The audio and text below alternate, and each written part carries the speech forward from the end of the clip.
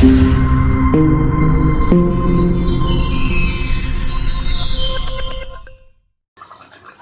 Recipe എന്ന് പറയുന്നത് വളരെ സിമ്പിളായിട്ട് ഉണ്ടാക്കിയെടുക്കാൻ പറ്റുന്ന ഒരു അടിപൊളി മീൻകറിയുടെ റെസിപ്പിയാണ്.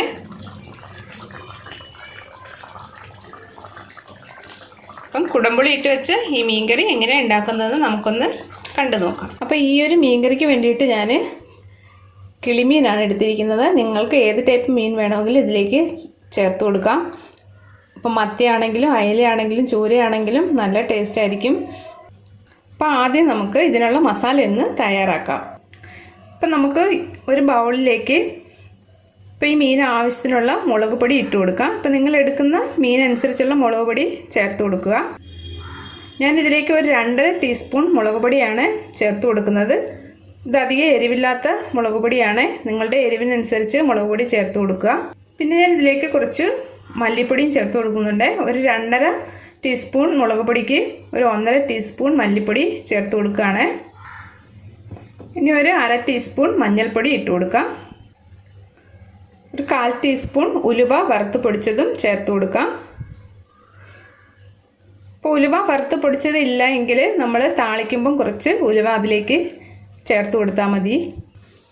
ഇനി നമുക്കിതിലേക്ക് കുറച്ച് വെള്ളം ഒഴിച്ച് ഇതൊന്ന് മിക്സ് ചെയ്തെടുക്കാം. ഒരുപാടങ്ങ് വെള്ളം ചേർക്കേണ്ട, കുറച്ച് വെള്ളം ഒഴിച്ച് ഒരു പേസ്റ്റ് മാതിരി കലക്കിയെടുക്കുക. ഇപ്പം മല്ലിപ്പൊടി ചേർക്കാത്തവരാണെങ്കിൽ മല്ലിപ്പൊടി ചേർക്കേണ്ട കാര്യമില്ല. എരിവ് കുറഞ്ഞ മുളക് പൊടി മാത്രം ഇതിലേക്ക് ചേർത്ത് കൊടുത്താൽ മതി.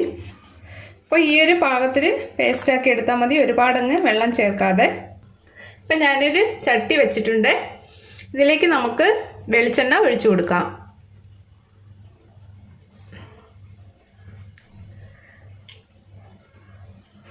ഒരു 2 ടീസ്പൂൺ വെളിച്ചെണ്ണ ഒഴിച്ചു കൊടുത്താൽ മതിയാകും.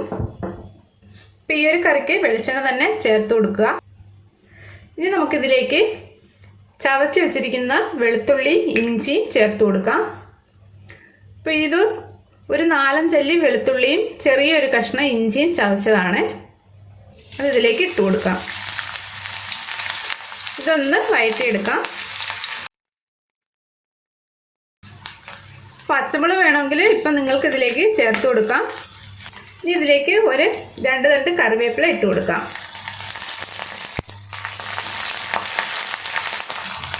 ഇപ്പം വെളുത്തുള്ളി ഇഞ്ചി ഒന്ന് വാടി കിട്ടിയാൽ മതി. ഇനി നമുക്കിതിലേക്ക് ഈ മുളകിൻ്റെ മല്ലിപ്പൊടിയുടെ പേസ്റ്റ് ഇട്ട് കൊടുക്കാം. ഇനി ഇത് എണ്ണയിൽ നന്നായിട്ടൊന്ന് വഴറ്റിയെടുക്കാം. അപ്പം നമ്മൾ വറുക്കാത്ത മുളക് പൊടി മല്ലിപ്പൊടിയാണ് ചേർത്ത് കൊടുത്തിരിക്കുന്നത്. ഇത് ഈ എണ്ണയിലിട്ടിട്ട് നന്നായിട്ട് നമുക്ക് എണ്ണ തെളിയുന്നിടം വരെ നന്നായിട്ട് ഇതൊന്ന് വഴറ്റിയെടുക്കണം. നല്ലതുപോലെ ഈ എണ്ണയിൽ ഈ മല്ലിപ്പൊടിയും മുളക് പൊടിയും മൂക്കുകയും വേണം. അതേപോലെ വഴറ്റി കൊടുക്കുക. ഇപ്പം ഈ മുളകും മല്ലിയൊക്കെ നന്നായിട്ട് മൂത്ത് വന്നിട്ടുണ്ട്. ഇപ്പം മുളകിൻ്റെ മല്ലിയുടെയൊക്കെ ഒരു കളർ മാറുമ്പോൾ തന്നെ നിങ്ങൾക്ക് മനസ്സിലാവും. ഇത്രയും മതിയാകും. ഒരു 10 മിനിറ്റോളം ഒന്ന് വഴറ്റി കൊടുത്താൽ മതി. ഇനി നമുക്കിതിലേക്ക് കുടംപുളിയാണ് ഞാൻ എടുത്തിരിക്കുന്നത്. അപ്പോൾ ഈ കുടംപുളി കുറച്ച് വെള്ളത്തിൽ ഒന്ന് കുതിർത്ത് വെച്ചതാണ്. ഇപ്പം നിങ്ങൾക്ക് എത്ര പുളി വേണ്ടുന്നത് അതിനനുസരിച്ചുള്ള കുടംപുളി ഇതിലേക്ക് ചേർത്ത് കൊടുക്കാം. അപ്പോൾ ഈ കുടംപുളി വെള്ളം ഇതിലേക്ക് ഒഴിച്ചു കൊടുക്കാം.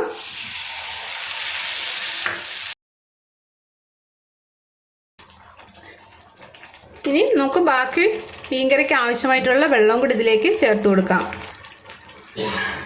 അപ്പോൾ ഒരുപാടങ്ങ് വെള്ളം ഒഴിച്ചു കൊടുക്കണ്ട. അപ്പോൾ അധികം ചാറില്ലാതെ വറ്റിച്ചെടുക്കുന്ന ഒരു മീൻകറി ആയതുകൊണ്ട് അതിനനുസരിച്ചുള്ള വെള്ളം ഒഴിച്ചു കൊടുത്താൽ മതി. ഞാനൊരു 1/2 കപ്പ് വെള്ളമാണ് ഇതിലേക്ക് ഒഴിച്ചു കൊടുത്തിരിക്കുന്നത്. ഇനി നമുക്ക് ആവശ്യത്തിനുള്ള ഉപ്പിട്ട് കൊടുക്കാം. ഇനി ഇത് നന്നായിട്ടൊന്ന് തിളച്ച് വന്നതിന് ശേഷം നമുക്ക് മീൻ കഷ്ണങ്ങൾ ഇതിലേക്ക് ചേർത്ത് കൊടുക്കാം. നന്നായിട്ട് തിളച്ച് വന്നിട്ടുണ്ട്. ഇതിലേക്ക് നമുക്ക് മീൻ ചേർത്ത് കൊടുക്കാം.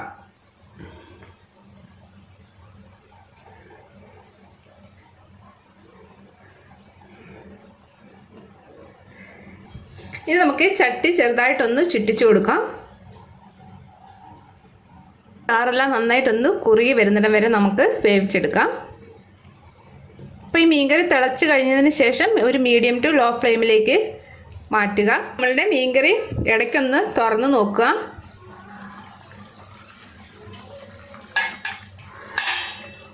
ഇപ്പോൾ ചാറൊക്കെ ഒന്ന് കുറുകി വന്നിട്ടുണ്ട്.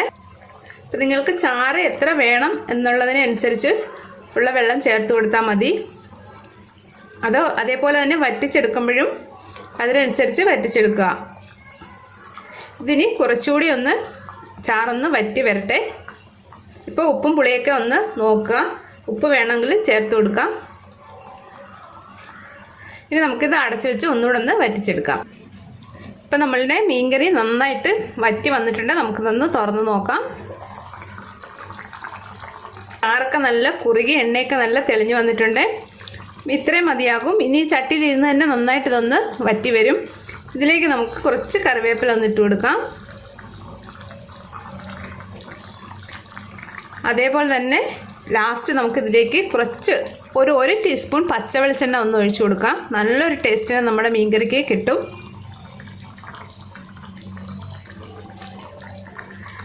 ഒരുപാടൊന്നും വേണ്ട, ഒരു ടീസ്പൂൺ മതിയാകും. ഇനി നമുക്ക് ചട്ടി ഒന്ന് ചുറ്റിച്ചു കൊടുക്കാം.